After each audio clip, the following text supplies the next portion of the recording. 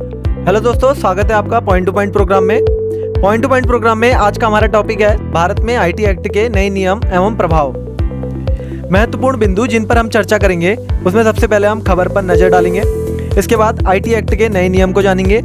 उसके बाद IT act की धारा 79, उसके बाद आईटी एक्ट सन 2000, अंत में इसके प्रभावों को जानेंगे।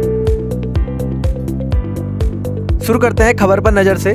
सोशल मीडिया प्लेटफॉर्म यानी ट्विटर, फेसबुक और इंस्टाग्राम आदि डिजिटल न्यूज आउटलेट्स के लिए नए इंटरमीडिएटरी गाइडलाइन और मीडिया एक्सेस कोड नियम 26 मई से लागू हो गए हैं। तब से यह चर्चा का विषय बना हुआ है।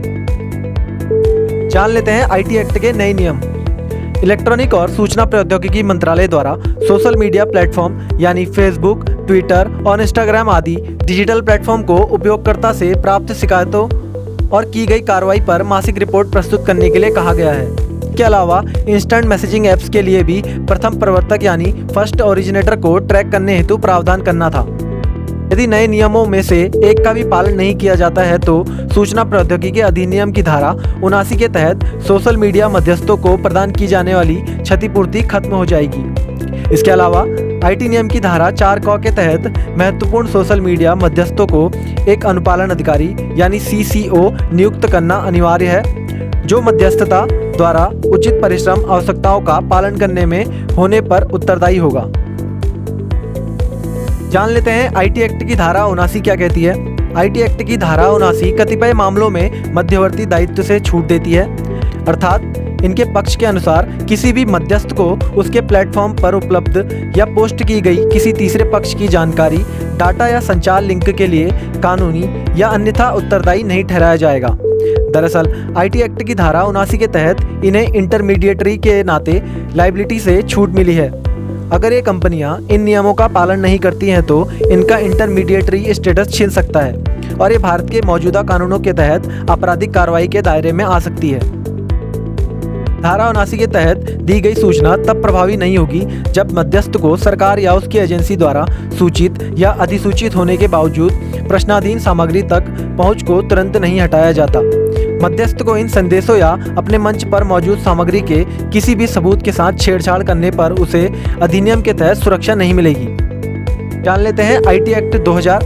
यह कानून 17 अक्टूबर 2000 को देश में प्रभावी हुआ था। यह अधिनियम इलेक्ट्रॉनिक लेन देन को प्रोत्साहित करने, ई कॉमर्स और ई ट्रांजैक्शन के लिए कानूनी मान्यता प्रदान करने के लिए, ई शासन को बढ़ावा देने के लिए, कंप्यूटर आधारित अपराधों को रोकने तथा सुरक्षा संबंधी कार्यप्रणाली और प्रक्रियाओं को सुनिश्चित करता है। इसकी धारा 79 में कुछ मामलों में मध्यवर्ती संस्थाओं को देनदारी से छूट के बारे में विस्तार से बताया गया है। साथ ही धारा 79(2)(c) के मुताबिक मध्यवर्ती संस्थाओं को अपने कर्तव्यों का पालन करने हेतु उचित तत्परता बरतनी चाहिए तथा केंद्र सरकार द्वारा प्रस्तावित अन्य दिशा निर्देशों का पालन करना चाहिए। इसमें अधिसूचित नियम सुनिश्चित करते हैं कि उनके मंच का इस्तेमाल आतंकवाद, उग्रवाद, हिंसा तथा अपराध के लिए नहीं किया जाता है। अधिनियम की धारा 67 किसी भी अश्लील सामग्री के इलेक्ट्रॉनिक रूप में प्रकाशन या परिसन यानी ट्रांसमिशन को प्रतिबंधित करती है। आइए अंत में जान लेते हैं इसके प्रभाव को। सोशल मीडिया इंटरमीडिएटरीज बिना किसी व्यवधान के काम करते रहेंगे। लोग बिना किसी व्यवधान के कंटेंट पोस्ट और शेयर कर पाएंगे।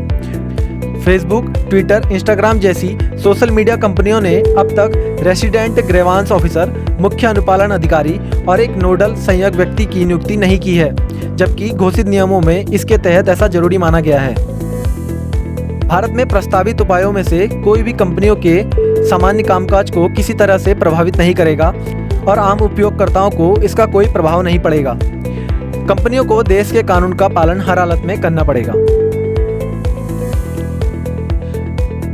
दोस्तों, वर्तमान परिप्रेक्ष्य में भारत में जिस प्रकार से सोशल मीडिया का दुरुपयोग किया जा रहा है, आपकी दृष्टि में भारत सरकार का यह फैसला सही है या नहीं, अपने विचार कमेंट बॉक्स में जरूर दीजिएगा। आप लोग हमारे चैनल पर नए हैं तो हमारे चैनल को सब्सक्राइब कर दीजिए, बेल आइकन प्रेस कर दीजिए लेटेस्ट वीडियो अपडेट के लिए। आज की वीडियो में बस इतना ही। मिलते हैं अगली वीडियो में, तब तक के लिए घर पे रहें, सुरक्षित रहें। धन्यवाद।